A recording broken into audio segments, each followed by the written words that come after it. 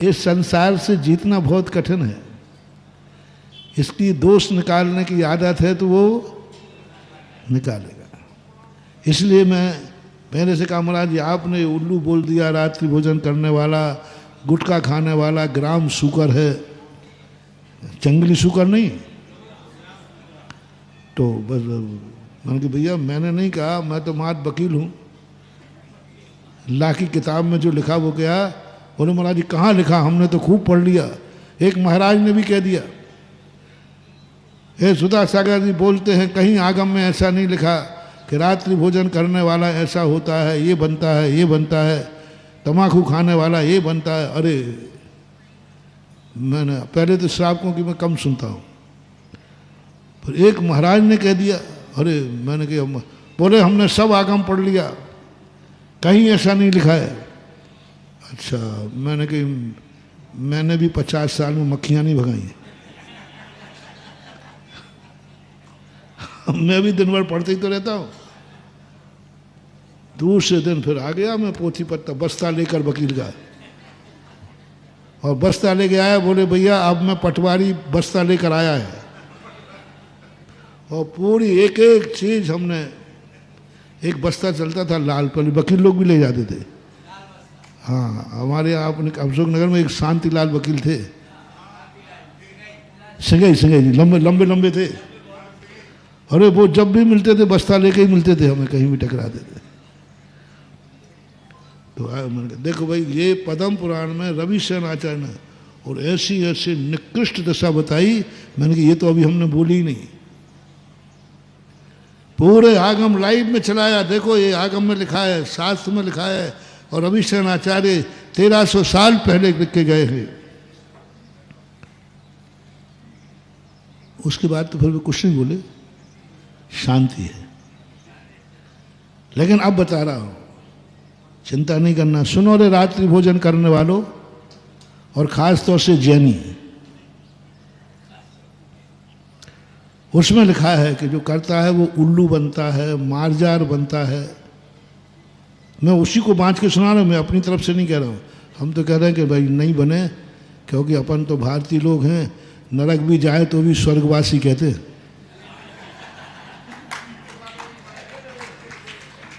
गजब तो जब है जब डाकू मर गया तो उसका आया पेपर में स्वर्गीय। हाँ, एक पेपर में पढ़ा था स्वर्गीय। कौन था मरा? डाकू मरा, और उसके लिए भी लोग, भारत देश की महानता है कि डाकू को भी स्वर्गीय लिखते हैं, नरकीय नहीं लिखते। अपन भी नहीं, अपन हमारा भी कोई दोष नहीं है, हम भी आपको उल्लू नहीं कह रहे हैं, लेकिन लिखा है तो बाँचूंगा तो सही। क्यों? तुम्हें रात्रि भोजन करने पर उल्लू बनोगे, ये तुम्हारे ऊपर सजा है क्या? कर्म ने तुम्हारे ऊपर गलत किया है क्या? कर्म तुम्हें दुष्ट कह रहा है क्या? कर्म बड़े दुष्ट हैं? नहीं महानुभाव, मैंने जब से कर्मों के संबंध में सोचा है, बड़े दयालु हैं, बड़े दयालु हैं। इतना दया मुनि महाराज में भी इतनी दया नहीं है जितनी कर्मों में दया है। देखो ये जैन है, रात्रि भोजन छोड़ नहीं रहा, और जैन बन के रात्रि भोजन करेगा तो नरकों में पड़ेगा। जैन बन के करेगा, और बहुत बुरे कर्म होंगे इसके, इतना बुरे कर्म होंगे कि खाने को भी नहीं मिलेगा। जैन बन करके रात में खाएगा तो ऐसी दशा होगी कि खाने के भी लाले पड़ेंगे। एक बूंद नहीं मिलेगा पीने को, एक कम नहीं मिलेगा खाने को। भूख इतनी लगेगी 3 लोक को खाए, कड़ा न भूख, ऐसी भूख लगेगी, मिलेगा नहीं। तो कर्म को दया आ गई, बेचारा मर जाएगा।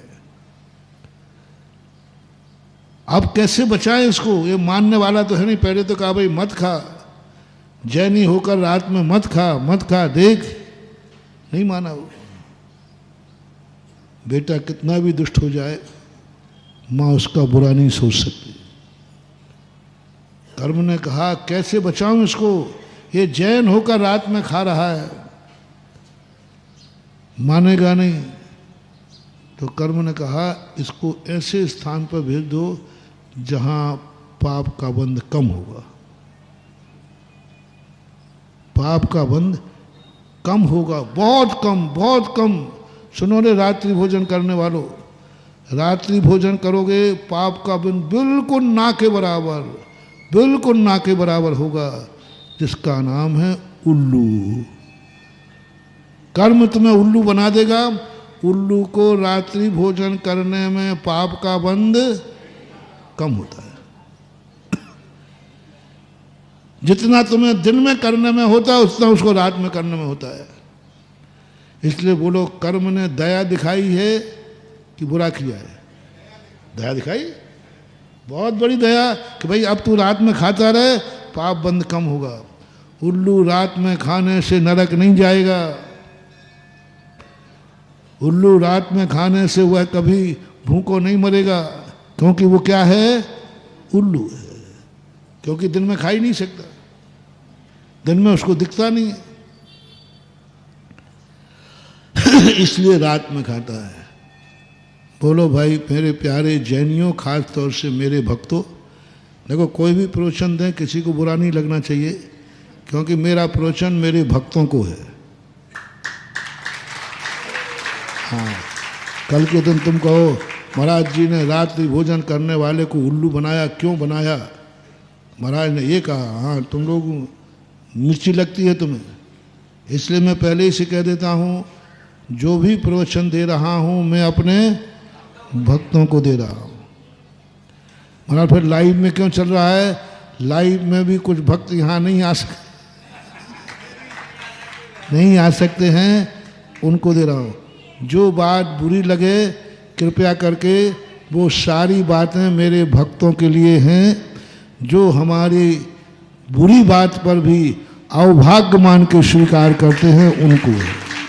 अगर आपको मेरी वीडियो अच्छी लगती है तो प्लीज़ मेरे चैनल को लाइक करें, शेयर करें और सब्सक्राइब करें। Thank you.